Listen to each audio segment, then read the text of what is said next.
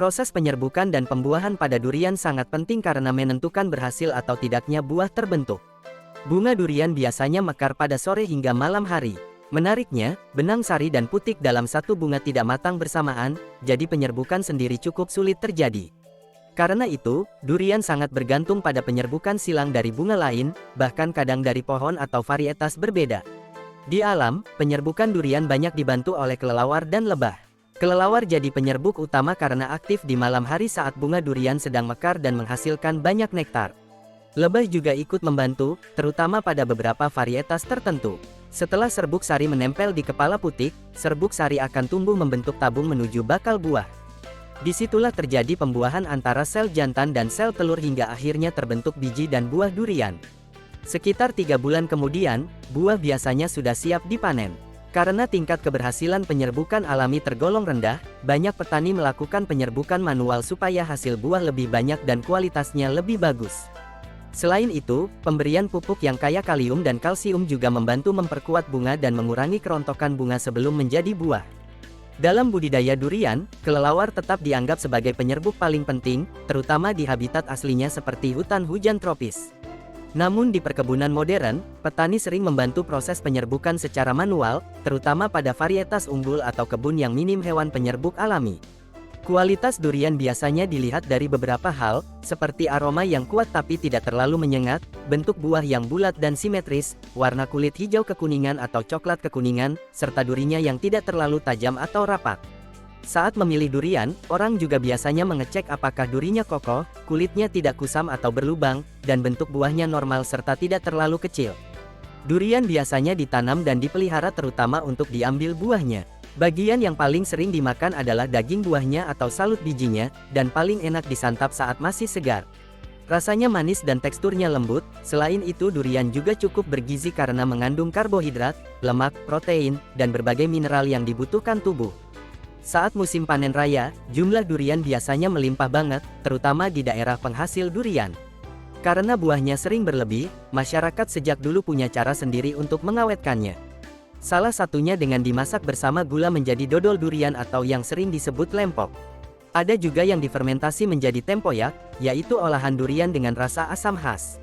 Tempoyak ini sering dipakai sebagai bahan masakan, misalnya sambal tempoyak atau campuran masakan ikan. Selain itu, durian juga sering dijadikan campuran berbagai makanan tradisional seperti gelamai atau jenang. Kadang durian juga disajikan bersama nasi ketan dan santan, jadi perpaduan rasa manis dan gurih. Di zaman sekarang, durian makin banyak diolah menjadi berbagai produk modern seperti permen, es krim, susu, sampai minuman segar dengan aroma khas durian. Biji durian juga ternyata bisa dimakan, asalkan sudah dimasak dulu, misalnya dengan direbus atau dibakar. Kadang bijinya juga dicampurkan ke dalam kolak durian. Tapi kalau masih mentah, biji durian tidak boleh dimakan karena mengandung zat yang beracun. Setelah dimasak, biji durian punya kandungan nutrisi yang cukup baik untuk tubuh. Selain buah dan bijinya, pucuk daun, bunga, bahkan buah durian yang masih muda juga bisa dimasak jadi sayuran. Beberapa bagian pohon durian juga sering dimanfaatkan sebagai bahan pengobatan tradisional. Akar durian misalnya dipercaya bisa membantu meredakan demam. Daunnya yang dicampur dengan jeringo Acorus calamus sering dipakai untuk mengobati cantengan atau infeksi di kuku. Kulit buah durian juga dipercaya bisa membantu mengatasi ruam kulit dan sembelit. Bahkan kulit buahnya sering dibakar lalu abunya dipakai dalam ramuan tradisional untuk membantu melancarkan haid atau sebagai campuran pewarna tradisional. Kayu pohon durian punya warna gubal putih dan bagian teras yang agak kemerahan. Kayunya termasuk ringan, tapi sayangnya tidak terlalu awet dan gampang diserang rayap. Karena itu, kayu durian biasanya dipakai untuk perabot rumah, peti kemasan, atau bahan bangunan ringan yang letaknya di bawah atap dan tidak langsung menyentuh tanah. Dalam setiap 100 gram daging buah durian, terdapat cukup banyak kandungan gizi seperti air, karbohidrat, lemak, protein, dan serat. Durian juga kaya vitamin B1, vitamin B2, vitamin C, serta mineral seperti kalium, kalsium, dan fosfor. Itulah kenapa banyak orang menganggap durian bukan cuma enak, tapi juga cukup mengenyangkan dan bernutrisi. Karena aromanya sangat kuat dan bagi sebagian orang terasa menyengat, banyak tempat melarang membawa durian. Misalnya di kabin pesawat, kendaraan umum, atau hotel. Bau durian memang terkenal bisa bertahan lama dan menyebar kemana-mana. Buat penggemar durian, ada cara tradisional yang dipercaya cukup ampuh untuk menghilangkan bau durian di tangan dan mulut. Biasanya orang mencuci tangan menggunakan air yang dituangkan ke bagian dalam kulit durian, tepat di cekungan bekas daging buahnya.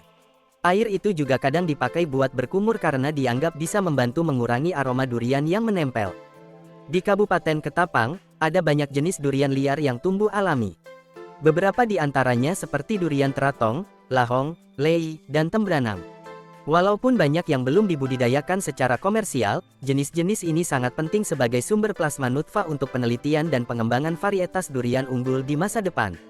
Ada juga spesies liar seperti Durio cutegensis atau durian pekawai, Durio oxalianus, Durio graveolens, dan Durio dulcis yang punya bentuk, warna, dan aroma sangat beragam. Banyaknya jenis durian liar di daerah ini membuat Ketapang dianggap sebagai salah satu pusat penyebaran durian, sehingga para peneliti masih terus mempelajari berbagai varietas liarnya. Setiap orang biasanya punya cara sendiri untuk memilih durian yang bagus. Ada yang mengetuk kulitnya untuk mendengar suaranya, ada yang mencium aromanya, dan ada juga yang melihat bentuk serta durinya. Semua orang punya trik masing-masing yang dipercaya bisa membantu mendapatkan durian terbaik. Durian juga termasuk buah musiman. Dulu biasanya pohon durian hanya panen sekali dalam setahun. Tapi sekarang, dengan teknik budidaya yang lebih modern, beberapa kebun durian bisa panen sampai 2 kali setahun. Karena produksi makin sering, persaingan antar penjual durian juga jadi semakin ramai. Memilih durian yang bagus sebenarnya cukup penting, apalagi kalau penjual menjual buahnya masih utuh dan tidak boleh dibuka dulu. Tapi sekarang kebanyakan penjual sudah mau membelah durian untuk menunjukkan isi buahnya ke pembeli. Karena itu, kemampuan memilih durian dari luar jadi tidak terlalu penting seperti dulu. Kalau memilih langsung di kebun, biasanya lebih gampang karena buah dari pohon yang sama umumnya punya kualitas dan ciri yang mirip. Di kebun, durian juga biasanya dibiarkan matang alami sampai jatuh sendiri dari pohonnya. Orang sering menyebutnya durian jatuhan, dan banyak yang percaya rasanya lebih enak karena matang sempurna di pohon. Buat orang yang baru pertama kali beli durian, biasanya disarankan membeli durian yang sudah siap dibuka.